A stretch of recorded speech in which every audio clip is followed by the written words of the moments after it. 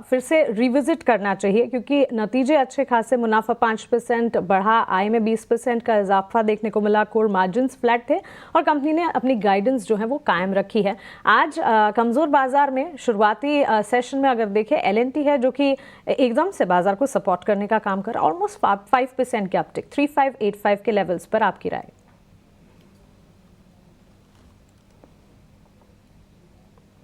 किरण, L&T पर आपकी राय?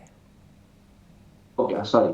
सो L&T की अगर हम बात करें तो सुबह भी हमने डिस्कस किया था कि कैपिटल गुड्स में कहीं ना कहीं बॉटम फिशिंग हम कर सकते हैं। फिर वो L&T हो या सीमेंस हो, दोनों में एक अच्छी खासी गिरावट आ चुकी है और दोनों में कहीं ना कहीं यहाँ से बाउंस एक्सपेक्टेड है। अब L&T में तो आज गैप अप ओपन हुआ है, तो डेफिनेटली इस गैप अप को हम चेज नहीं करेंगे, लेकिन कोई भी डिप हमें मिलता है समवेयर अराउंड 3500 से लेकर 3400 के बीच में, तो वहां पे हमें लॉन्ग करना चाहिए। एक 3300 के नीचे का आप स्टॉप लॉस मेंटेन कीजिए। और जिस तरह के चार्ट पैटर्न है, डेली चार्ट के ऊपर जो एक गैप है, हमने मॉर्निंग में भी 3600 तक के टारगेट्स दिए थे जो ऑलरेडी अब गैप अप के साथ आ चुके हैं। तो 3600 एक रेजिस्टेंस है, पिवट। जैसे ही वो 3600 क्रॉस करेगा तो उसके बाद एक फ्रेश रैली भी आ सकती है। तो इधर 3600 के ऊपर आज का क्लोजिंग आता है तो आप लॉन्ग कीजिए, या तो फिर डिप की वेट कीजिए।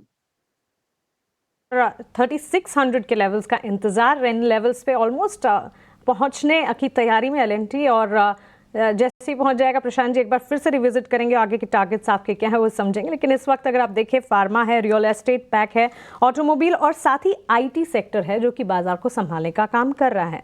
प्रशांत, पर्टिकुलरली अगर फार्मा की बात करें, आज फार्मा हेल्थ केयर डायग्नोस्टिक, कल हमने देखा कमजोरी के साथ ट्रेड कर रहे थे, इस वक्त pharma health care diagnostic space में अच्छा खासा रुझान भी देखने को मिल रहा है। इसके ठीक साथ साथ आप ऑटो पैक में भी अच्छी मजबूती देखेंगे। फार्मा और ऑटो में टेक्निकली कोई चार्ट्स एक्टिव हो रहे आपके हिसाब से कहीं पर नजर होनी चाहिए, एंट्री लेवल्स पॉजिटिव मिलने पर एंटर करने के बारे में सोचना चाहिए? मानसी, यहाँ पे मुझे लग रहा है कि सन फार्मा एक अच्छे एक्यूमुलेशन जोन में, और जो कल लो बना हुआ था करीबन 1820, ये अहम रहेगा।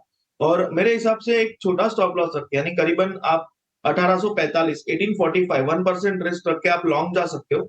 यहाँ से आपका जो टारगेट होगा वो 1910 1925 1925 तक आप टारगेट रख सकते हो। मयूरेश, ऑटो बिक्री के आंकड़े अब आने वाले हैं और इनफैक्ट ऑटो बिक्री के आंकड़ों की अगर बात करें, एंटिसिपेशन है एक मिक्स बैग। ग्रोथ जो है टू व्हीलर और साथ ही ट्रैक्टर में नज़र आएगी, लेकिन पैसेंजर व्हीकल, कमर्शियल व्हीकल में डिक्लाइंस नज़र आ सकते हैं। अवनी जी, इनफैक्ट ऑटो पैक पर अगर हम देखें, एक एक करके कमर्शियल व्हीकल में अशोक लेलैंड, आयशर मोटर्स, टाटा मोटर्स को लेकर आएंगे। वहीं टू व्हीलर्स में Bajaj auto, TVS motor, Eicher, hero motor Corp, ये सारे के सारे चार्ट्स देखेंगे। इस वक्त हम देख रहे हैं मोमेंटम नहीं है, लेकिन इन स्तरों पर ऑटो बिक्री के आंकड़ों से पहले क्या कोई पोजीशन लेने के बारे में सोचना है या फिर इसे वॉच करें?